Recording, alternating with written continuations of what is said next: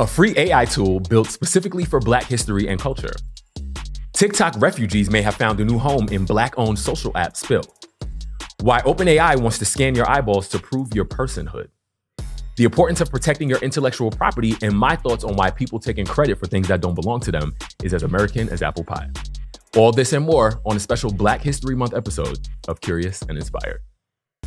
Welcome back to a brand new episode of Curious and Inspired. I am your host, Matt Vandrick. So this is our Black History Month episode, and so we'll be exploring, honoring, and acknowledging Black creators, innovators, and changemakers in the tech, social, entertainment, and AI space. I'm so glad to be here with y'all. Let's get into it, shall we? This week, seen on the internet.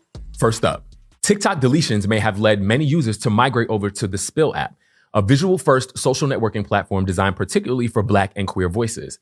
It's intended to serve as a safer, more culturally engaging alternative to Twitter and X. And although it's been out for a while, could likely see some gains due to audiences needing an alternative platform. Actress Kerry Washington, one of my faves, is one of its investors, which only adds to its credibility and potential. Good luck, y'all. Chat Black GPT, a free service offering educational content specifically focused on Black history, culture, and contemporary issues. It also provides ethical AI solutions while educating and empowering communities through free knowledge and access. It's a custom GPT built into ChatGPT, so you can stay with the interface you're already used to. This is great for students, researchers, and academics to access and explore complex topics with cultural context that mainstream AI tools often miss. The fact that this exists and is free is huge. Shout out to founder Aaron Reddick and the team for this one. You guys go check it out. Kendrick Lamar broke the record for the most Grammys held by a rapper with 27 total wins. Jay-Z previously held the record with 25. Now, some people might think that this has no AI or social media relevance, but they would be completely incorrect. Lamar's 2025 sweep and 2026 continuation were driven largely by Not Like Us, a song whose success was strongly bolstered by viral social media momentum, becoming a massive cultural phenomenon on TikTok, X, and Instagram. Long gone are the days of traditional radio play and industry buzz. We already know that. But I also want to acknowledge how the groundswell of culture also made it impossible for the Recording Academy to ignore. Before the 2026 ceremony, AI chatbots like Grok were being used to analyze voting trends, betting odds, and cultural impact metrics to predict Lamar's win, helping forecast it by processing massive amounts of social data in real time. That's the intersection of culture, technology, and social media that I like to pay attention to, all converging in one artist's historic achievement. Shout to Kendrick. Now, on to signals versus noise. Nicholas Merrill just launched Freely, a mobile virtual network operator that's being marketed as a privacy-focused cell phone provider designed to minimize the personal information it collects about subscribers. Freely's sign-up process requires only a zip code as a mandatory data point, and that's purely for tax purposes. Everything else, including an email address for account recovery, is completely optional and left entirely to the user's discretion. On the technical side, Freely uses a type of zero-knowledge proof-based cryptography to confirm that your account is paid up while keeping your payment processing completely separate from your ongoing phone service records. They've also made it possible to prepay for service using privacy-focused cryptocurrencies like Zcash and Monero, giving users who really care about financial privacy an option that traditional carriers simply do not offer. So this one is a signal, because Nicholas Merrill is the first person to file a constitutional challenge against the National Security Letters Statute in the USA Patriot Act back in 2004.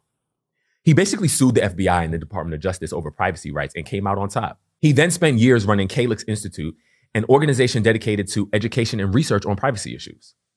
So he's not just all talk. He's been in the trenches fighting for digital privacy for 2 decades.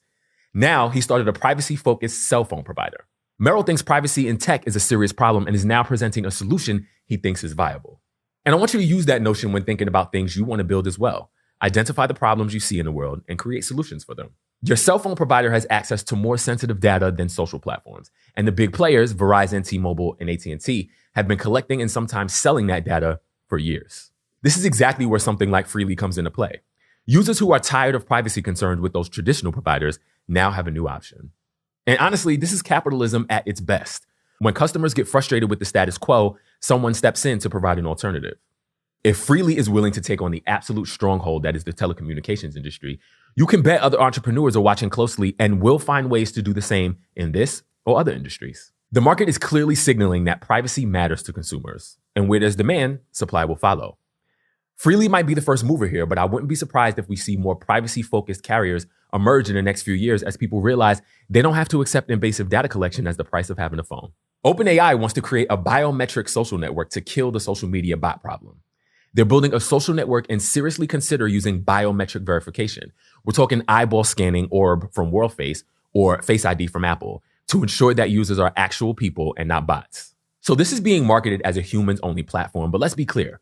They're competing against X, Instagram, and TikTok, who don't do any of that. The app is allegedly asking users to provide proof of personhood through Face ID or the World Orb, which literally scans your iris. Every dystopian sci-fi movie I've ever watched just flashed before my iris. So this is a signal that's also incredibly noisy, and I want to talk about why. On one hand, this seems almost reasonable on the surface, right? OpenAI, the company that created ChatGPT and Sora, wants to build an app that has 0 bots. Sure. So let's just scan some eyeballs, right? What's a few million hundred eyeballs between friends? Wrong. Dead wrong, actually. Because what happens to that biometric data if it gets into the wrong hands? What if OpenAI decides they want to partner with a government agency somewhere down the line? What if there's a data breach? What if they get acquired by someone with different values? Or hell, what if they just decide to monetize it in ways that we can't even imagine yet or that we don't agree with? This is where the signal gets really noisy. If OpenAI genuinely wanted to create a social platform free of bots, why not just ban suspicious accounts? Why not blacklist users who don't follow the rules or exhibit clearly automated behavior? It seems simple enough. Can't they just detect patterns and behaviors that feel bot-like? Of course they can, because they literally gave us ChatGPT. They're one of the most advanced AI companies on the planet. But instead of using their considerable power to actually do some heavy lifting, like building sophisticated internal software to identify and eliminate bots based on behavioral patterns, they want to collect even more of your personhood. Our locations, emails, and phone numbers apparently aren't enough anymore. They want us to believe that the only way they can possibly create a better social media landscape is to literally scan our eyeballs. That's the noise in this whole initiative. We know they can build a bot-resistant platform without harvesting our biometrics. They absolutely have the technical capability to do so. But here's why this is also a massive signal, and one we need to be paying attention to very closely. It's letting us know that big tech is ready for the next step in evolution of social media platforms. And that step involves taking even more of our personhood. Face ID today, eyeball scans tomorrow. What's next? DNA samples next week? I mean, that's facetious, yes, but only somewhat. This initiative is a clear indication that users should be prepared for social media apps, and most of the apps we use, to start demanding more from you. I feel like this is a trial balloon. This is big tech testing the waters to see how much people will tolerate, how much of themselves they're willing to hand over in exchange for a, quote, better or safer platform. I see it as a warm-up act. And for that reason alone, this is absolutely a signal of what's coming down the pipeline, even though it's kind of noisy. The real question we should be asking is, what are we willing to sacrifice for convenience? Because once we normalize handing over more and more of our biometric data, which we've already kind of gotten accustomed to with things like Face ID, there's no walking it back. Once the precedent is set, it's really hard to undo. And OpenAI knows that. In fact, they're kind of counting on it. YouTube has started deleting major AI slop channels on the platform, and this is a big deal. So YouTube has begun a significant active crackdown on low-quality, repetitive, or mass-produced AI-generated content. February 2026 reports say that YouTube has taken down 16 of the most popular AI-generated channels, which collectively amassed over 4.7 billion views and 35 million subscribers. 4.7 billion views and 35 million subscribers gone overnight. The channels that they removed were characterized by low-effort, automated, and repetitive content specifically designed to game recommendation algorithms. So we're talking about fake AI-generated movie trailers, repetitive brain rot videos that just loop the same nonsense over and over, and in some disturbing cases, content deliberately targeting children with zero educational or entertainment value. So quality content was not getting caught in the crossfire. This was straight up industrial scale content farming. This represents both a policy shift and a clear signal coming out of YouTube. CEO Neil Mohan spoke out in early 2026 about the platform's commitment to reducing spam-like AI content. And they're not just talking anymore, they're actually doing it. The platform is using its existing detection tools to actively target inauthentic, low-value uploads and remove them at scale. So this is a signal because YouTube isn't banning all AI content. I want to make sure that we're very clear on that piece. They're specifically targeting content that provides no human value. And the key distinction here is that AI is meant to be a tool used to enhance creativity, not replace it entirely. We've talked about this before in other episodes. There's a massive difference between using AI to help edit a video or generate a thumbnail or even help you write a script versus letting AI generate 47 channels of mindless garbage that you upload without even watching it. So unfortunately, if you're one of those users who's been in a race to spin up 10 different YouTube channels all churning out AI slop, thinking that you found some kind of infinite money glitch or hit the lottery, that's probably not going to work for you much longer, unfortunately. YouTube just sent a very loud message. Find a way to be more creative on the platform or find somewhere else to go.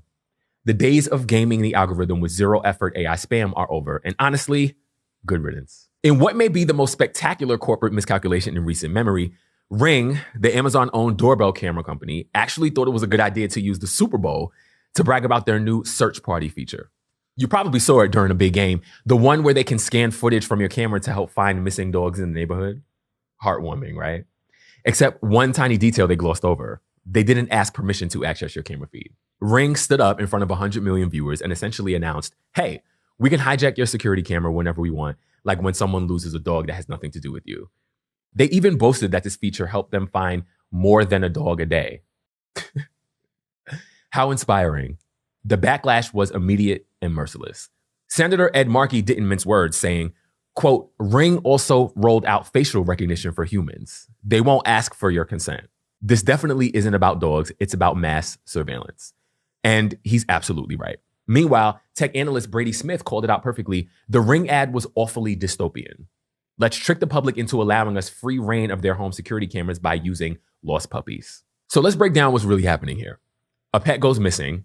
The owner uploads a photo. Ring's AI scans recent footage from participating cameras around the neighborhood. The owner of the content gets notified and can choose whether to share the clip. But what they're not telling you is for Search Party to work, your Ring camera has to be constantly monitored by AI looking for pets. That means all your footage of everything your camera ever captures is being processed.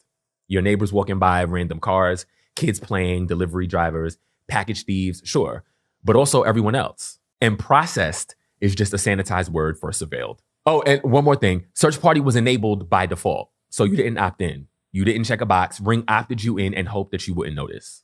That's the noise right there. So Ring announcing Search Party during the Super Bowl wasn't about reuniting families with their lost pets. It was a flex. They launched the feature with maximum fanfare, banking on the fact that most people won't question or dig through advanced settings on a security product that they already trust. So now, Ring will tell you that no footage is shared without consent. And technically, I suppose that's true. But that's not the point. The violation is the ongoing surveillance and analysis itself of public and semi-public spaces of people, vehicles, daily activity, all running through Ring systems without you ever explicitly agreeing to it. There is no PR statement, no reassuring blog post, no privacy commitment that should make you feel okay about the fact that Ring is surveilling more of your life than you realize, and they've opted you in by default, hoping you never notice. This is noise wrapped up in a Super Bowl commercial with a cute dog bow on top. It is Black History Month, and when I sat down to write the thought of the week, I was thinking of going in many, many different directions. Celebrating Black tech founders, reflecting on the marvelous inventions we've contributed, or even contemplation on Black futurism. But something has been bothering me that I would rather talk about. Story time.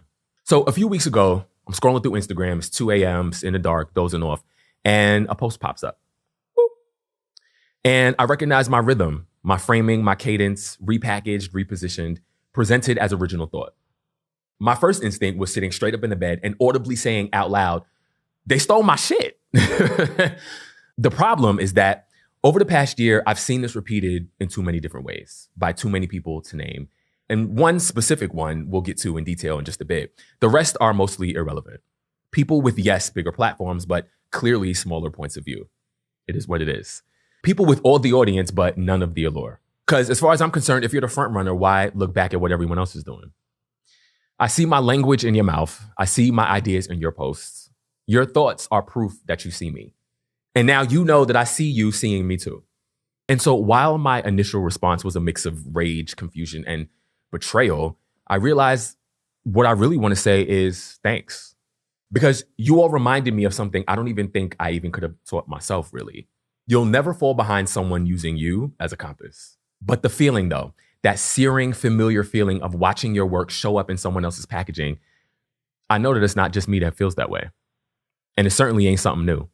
If you are a Black, brown, and or a builder of a smaller platform, one that's just getting started, if you've ever created something, anything, you know the feeling that I'm talking about.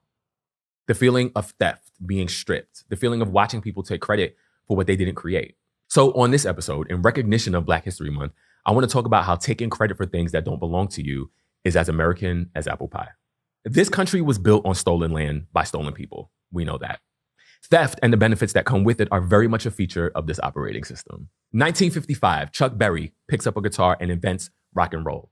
The duck walk, the showmanship, the distortion, the energy. He built a genre. And then we watch Elvis Presley become the king of it. And Elvis didn't hide it either. Nobody did. But the industry didn't need Elvis to be original. They needed him to sound like somebody black in a body America was comfortable buying from. Chuck Berry knew it. He watched Elvis and he knew he was the source.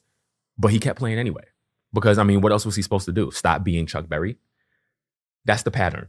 Hip hop, born in the Bronx and becomes the most consumed genre on the planet, while the people who profit most from it aren't even the people who built it.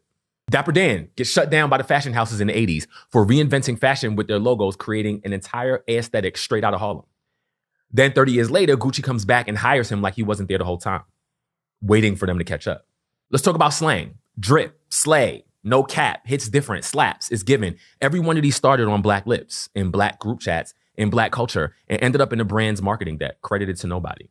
Corporate America is out here using African-American vernacular English to sell sneakers and smoothies, while the people who created it don't get a dime. Strip the face from the source, repackage the genius, sell it back in a more palatable package. That's the pattern. That's America. And now, fast forward to the content era, a never-ending feed where it's easy to say things and harder to trace where they started. And idea-deficient content creators are stealing at will. And this is why it matters right now. In the age of algorithms and AI, the cycle of black innovation to mainstream adoption isn't a decade-long arc anymore. It's months, sometimes weeks. You post a framework on Monday, by Friday, someone with a bigger platform has independently arrived at the same idea. The algorithm doesn't care who was first. It cares who was loudest. It cares who had the most followers when the idea hit. And AI is about to make it even worse, scraping our ideas, remixing our language, erasing the fingerprints entirely. On December 31st, the head of Instagram, Adam Mosseri, posted a carousel about AI and creativity. On slide 6, it said, "Authenticity is becoming a scarce resource. The bar is shifting from can you create to can you make something only you could create." 7 months earlier, in May, I wrote an article called "The Bar Will Move: Creativity, Capitalism, and the Age of AI." In it, I wrote, the human touch will be the new scarce resource. Whenever everyone reaches the bar moves. In a world where everyone has access to the same tools, what makes your work undeniably yours? That's me bar for bar, no pun. I asked what makes your work undeniably yours, and apparently the answer is just be big enough so nobody knows you stole it. Same pattern, different century. So I had to sit with that. I let the bitterness breathe, and then I caught myself and I said, this is exactly what the system wants. Me spiraling, paralyzed, so focused on what was taken that I forgot I'm the one who made it in the first place, so I can make more. And then further, I realized if I'm feeling this, you're feeling this as well. So let's talk about it. Every black creative who's ever watched their genius get repackaged, every black builder who's seen their framework show up in somebody else's mouth, every black thinker who's felt the weight of being the light source in a world constantly trying to drown you in shadows. We could let it stop us, or we could recognize it for what it is.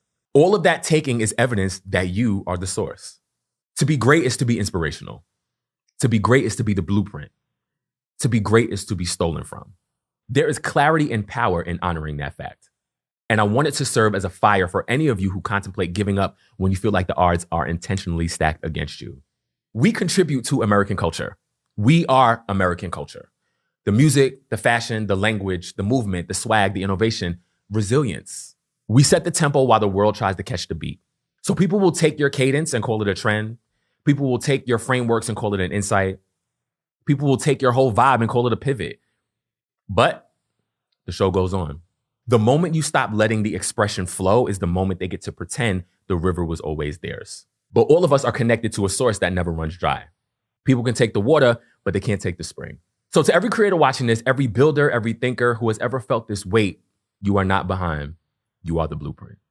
You'll never fall behind anyone using you as a compass.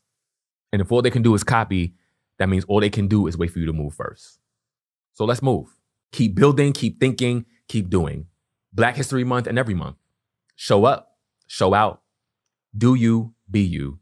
That's the one thing nobody else can do. As always, stay curious, stay inspired. Now, time for Ask Matt. Question, hey Matt, been watching the content and I didn't even realize you work in tech professionally as well. What are some of the challenges you face being a black man in tech? Probably too many to name. But if I had to name things off top, it would probably be first, onboarding. So tech can be very sink or swim. If you are someone who likes things to be laid out, clear, and have a predefined objective, you will have a hard time starting out. It really takes a lot of work to cut through the chaos and find your footing in big tech organizations. Try to avoid imposter syndrome. It's going to be very easy for you to fall down those rabbit holes, but try to avoid it. Find allies, make friends, and figure out ways to add value to the business as soon as you can. Nobody's going to tell you what you should and shouldn't do, which could be empowering, but could also be confusing if you're not prepared for it. The first year is going to feel like one big riddle. At least for me, it did. Then I would also say the importance of self-advocacy. It's a common cliche that your career is in your hands and it's your job to be in control of it. Manage up, manage down, manage all around in order to create visibility for yourself and ensure your contributions are meaningful and known. That is the case in corporate America in general, but I found in tech, for me anyway, it's that times 1,000. You have to stay alert. People will represent your work like it's their own. People will misrepresent your work as though you didn't do enough when you did. Back channel conversations that can determine your trajectory and overall just make it really hard for you to thrive and grow. There's also a very intense promo culture in most big tech organizations. So people will literally make every choice about how they can posture themselves to look good for a raise. If you are someone who really just wants to make cool products and overall enjoy what you do every day, you may or may not find that working at some of these places. So it's a highly personal experience. And that is the show, ladies and gentlemen. I am so happy that you watched. I had a great time here with you today. Happy February. Happy Black History Month. As always, stay curious, stay inspired. Y'all be good. Peace. If you enjoyed this episode, be sure to like, comment, and subscribe. And stay tuned for new episodes Thursdays bi-weekly at 8 p.m. Connect more with me at CuriousInspired.com and at CuriousInspired on all socials. Thanks for watching. As always, stay curious, stay inspired. Y'all be good. Peace.